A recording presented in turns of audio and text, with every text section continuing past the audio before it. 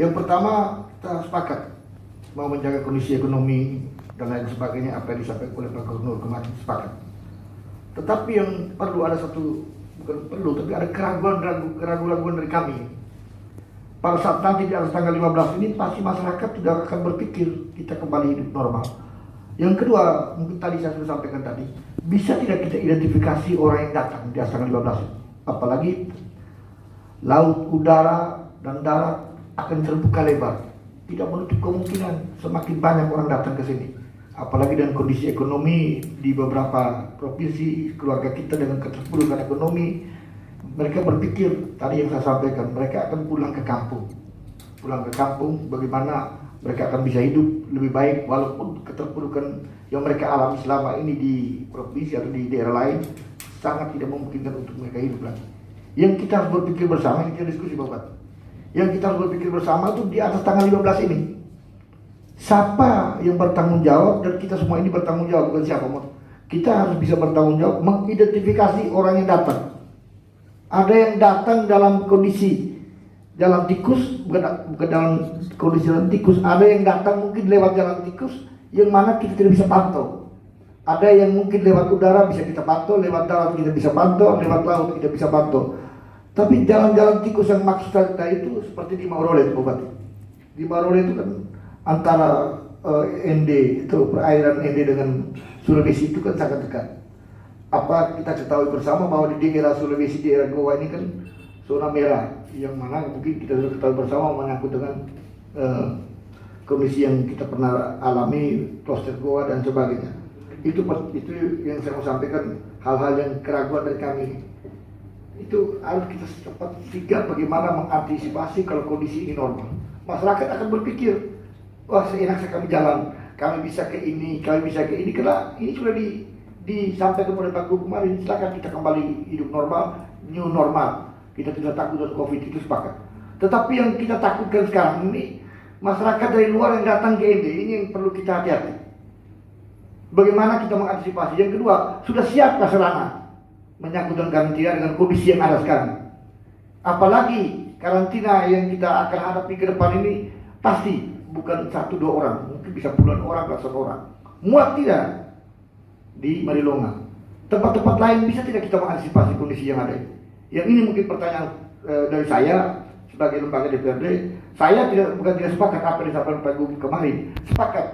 Tetapi kita harus berpikir dengan kondisi di Kabupaten ND, karena ND adalah pusat sentralnya beberapa kabupaten yang masuk ke daerah kita. Pertanyaan selanjutnya, mampu tidak kita mengidentifikasi orang yang datang ke sini dari luar daerah? Kalau di dalam daerah ini salah satu juga mungkin kita sudah teridentifikasi siapa-siapa yang tergowa, siapa-siapa yang ini, siapa sudah swab yang berapa, akan terjadi ini sudah bisa terjawab. Tetapi yang keraguan dari kami di atas tanggal 15 ini, yang ini yang perlu kita hadapi bersama. Apalagi masyarakat berpikir, wah kita sudah bisa kembali hidup normal, kita sudah bisa ke pasar, kita sudah bisa melakukan apapun aktivitas sedemikian apapun, kembali kepada kondisi semula. Yang ini yang perlu kita pertimbangkan bersama sesudah tanggal 12 ini. Siapa yang bisa mengidentifikasi kedatangan orang dan lain sebagainya, sudah sejauh mana sarana-sarana disiapkan menyangkut dengan karantina. Karantina yang kita akan hadapi ke depan ini bukan 1-2 orang, bukan puluhan orang, bahkan bisa dengan ratusan orang. Itu saja Bapak yang saya mau sampaikan, dan perlu ada kehati-hatian kita dalam menghadapi hal tersebut. Terima kasih Bu. Saya menyampaikan yang paling utama adalah sosialisasi, kegiatan sosialisasi. Sosialisasi ini isinya adalah tentang protokol kesehatan. Tadi saya sudah sampaikan, ND ini adalah yang kita takutkan adalah kesadarannya yang sangat kurang. Kesadarannya yang sangat kurang. Sehingga perlu harus sosialisasi. Sosialisasi yang berulang-ulang dan berulang kali. Nah, berulangnya banyak banget. Itu yang menjawab untuk keraguan dari Ketua DPR. Siapa yang melakukan sosialisasi? Ya kita semua di sini. Tadi seperti saya sampaikan, adalah seluruh unsur pemerintah, baik TNI, Polri maupun pemerintah daerah, termasuk di dalamnya adalah unsur elemen masyarakat tokoh agama yang mempunyai umatnya untuk membantu melaksanakan sosialisasi, Pak. Termasuk LSM ditambah dengan para unsur media sosial. Kalau semuanya mempunyai kesamaan untuk sosialisasi tentang protokol kesehatan, tentang pola hidup sehat, kita sudah bisa mengantisipasi keraguan yang pertama oleh Pak Ketua. Yang kedua, untuk mengantisipasi bila mana datangnya PMI ya Pak Ketua ya. Tadi sudah disampaikan, Marilonga itu bisa nampung untuk kapasitas sampai dengan 200 saat ini. Dan sudah disiapkan lagi dengan segala macam oleh gugus tugas yang dipimpin oleh Ketua Pelaksana Harian Pak Sekda. Sudah mulai menyiapkan, merapikan lagi sarana yang lain. Mudah-mudahan dalam kurun waktu 2 minggu sampai dengan terbuka tanggal 15 kita sudah siap. Paling tidak dari segi faktor kondisi dan faktor kesehatan dan faktor keamanan.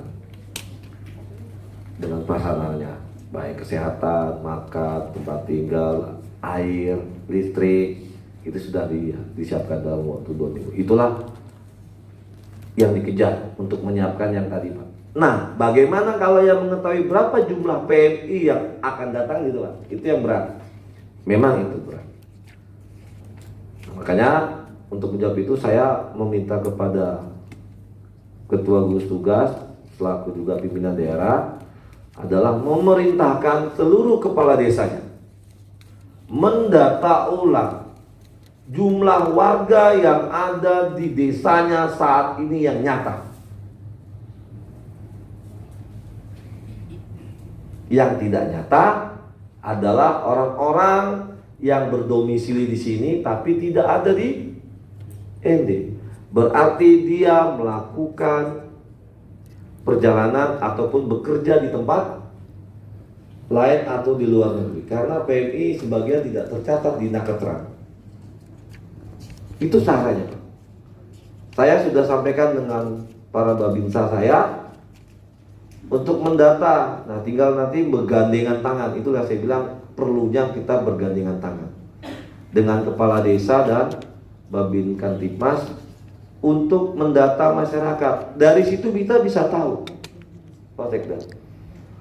Oh, contoh Kampung A, jumlah nyatanya berdasarkan data kepala desa ada 1000 kakak. Ternyata dari 1000 kakak tersebut, dari 1000 kakak ada di dalamnya ada 2000 jiwa. Kenyataannya dari 2000 jiwa yang nyata ada di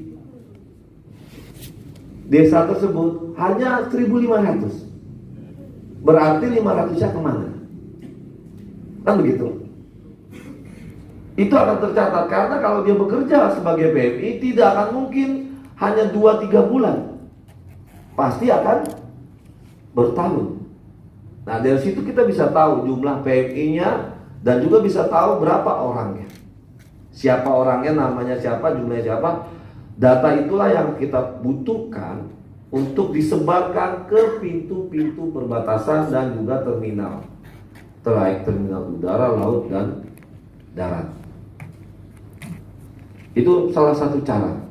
Sambil kita menunggu daftar PMI, karena nanti PMI ini juga nanti akan masuknya akan pasti melalui udara dan laut. Sehingga itu untuk pihak bandara maupun pihak pelabuhan mohon kerjasamanya untuk manifest penumpang. Karena kesusahannya adalah kalau tidak bisa dijemput di atas berarti kita harus putar ke bawah. Kalau tidak bisa mendapatkan data dari pintu masuk berarti kita harus mengambil data dari tempat asalnya. Tempat asalnya dia itu adalah kampung dan desanya. Nah, ini tugasnya Kepala DPMD dengan Pak Dukcapil ya, apa sih Pak Dukcapil? Nah, itu yang punya datanya.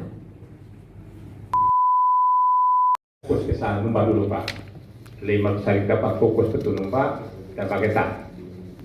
Saya dapat kabar ada 3 orang yang kepala batu yang tidak masuk. Saya udah bilang sama Pak Dedi, tidak boleh kalah, ambil, bawa. Kalau sakit, masuk rumah sakit. Kalau teman-teman kalah, mereka bertahan masyarakat tadi, nanti jadi presiden buruk ke depan. Daripada tadi sudah sepakat, cari sampai ketemu, udah kabur cari sampai ketemu. Yang reaktif itu, Numpa itu perhati khusus kita. Tidak boleh kalah. Teman-teman Puskes Penangpalah dibantu Pak. Teman-teman dari Satpol PP harus depan. Pakai pakaian apa namanya kapsul Satpol PP, ambil mereka itu, bawa ke Rujak. Kita kencang untuk klaster Goa ini. Magetan kita tunggu hasil. Ya. Kemudian terhadap imigran tadi, imigran yang baru datang, kita nggak tahu jumlahnya. Mudah-mudahan mereka tersatu jadi satu datang ke sini, ada kelompoknya. Dimanapun mereka berada kita jemput.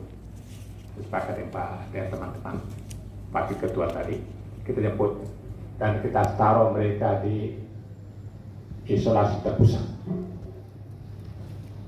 Berapapun mereka datang seperti Lembelu, kita jemput, taruh di Marilongasa. Ya, jemput taruh seperti Lembelu, baru kita cek kesehatannya. Kalau ini kita sudah atasi semua Bapak Ibu sekalian, insya Allah 15 kita sudah hidup dengan biasa dengan new normal itu. Nah, teman-teman sekalian, terus di perbatasan saya sampaikan tadi, konsep Pak Gubernur jangan tutup perbatasan supaya ekonomi tidak lancar. Ente tidak pernah tutup. Saya masih ingat ketika kapal turis seorang tolak, ente masih terima Pak.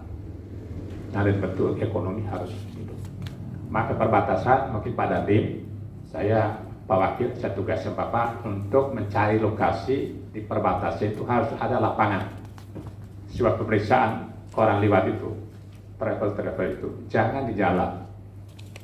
Dia masuk lapangan dulu, baru yang lain suruh lewat. Terutama logistik. Ikan, sayur suruh lewat. Yang kita periksa lalu seorang yang travel yang kita periksa. Masuk dulu, surat ada tidak mau kemana segala macam. Sehingga logistik tidak terhambat. Biasa terjadi kemacetan karena kita periksa di jalan. Namun kemacetannya sangat panjang, itu tidak boleh. Jadi perbatasan tetap kita perhatikan sampai tanggal 15 nanti. Ya, teman-teman sekalian. Kemudian untuk udara, dia ada protokol sendiri. Kalau tidak memenuhi syarat, penerbang tidak akan angkut dia. Tapi saya dengar tidak ada rapid test kecuali surat keterangan dari kesehatan setempat. Tetapi saya menegaskan sudah ini, teman-teman sekalian, datang dengan tugas boleh, dan tugas harus ke atasan, dia berapa hari kita tahu. Tapi datang dia main-main ke sini, nengok keluarga, sampai dan besok kita masih sekarang isolasi dia. Ya, isolasi dia. Kerja tugas negara seperti disyaratkan, kecuali dia pergi ada duka keluarga, ada sini boleh nengok orang tua sakit, ada batasnya tuh. Kalau data tidak jelas sini mau ada sini, kita isolasi dulu di Melonga seperti kita lakukan biasa. Kalau laut, saya pikir jamin tidak ada lagi di laut ini, terutama di Surabaya Merah itu Pak. Ya, Surabaya tetap diperketat sekarang ini Pak. Tidak ada penumpang dalam kapal Roro itu. Kecuali nanti tanggal 15 pun kita masih seleksi. Yang dilonggarkan kegiatan ekonomi Pak. Pasar kita longgarkan, pelabuhan kita longgarkan. Tapi lalu lintas orang tetap protokol kesehatan kita tetap pakai.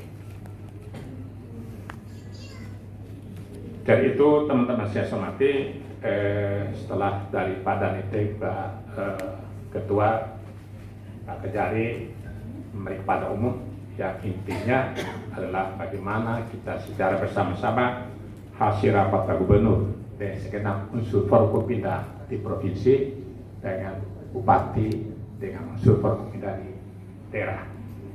Sepakat kemarin itu kita tetap zona hijau mereka di Ngada sana sudah mulai longgar. Kan ada zona merah masih sampai tanggal 15. Nah, persiapan tanggal 15 itu yang kita bicarakan sekarang, teman sekali. Untuk edukasi teman-teman sekali, tidak bosan-bosan.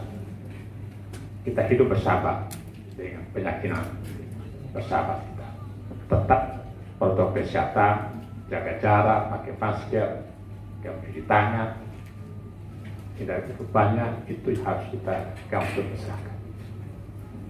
Pegawai kita masuk, tapi juga kita jaga jarak, diatur lagi meja-mejanya. Jadi semua kita ingin ekonomi kita berjalan lancar. Terus kita lakukan edukasi buat masyarakat. Kita harus seperti Pak Din sampaikan tadi, protokol kesehatan tetap kita laksanakan.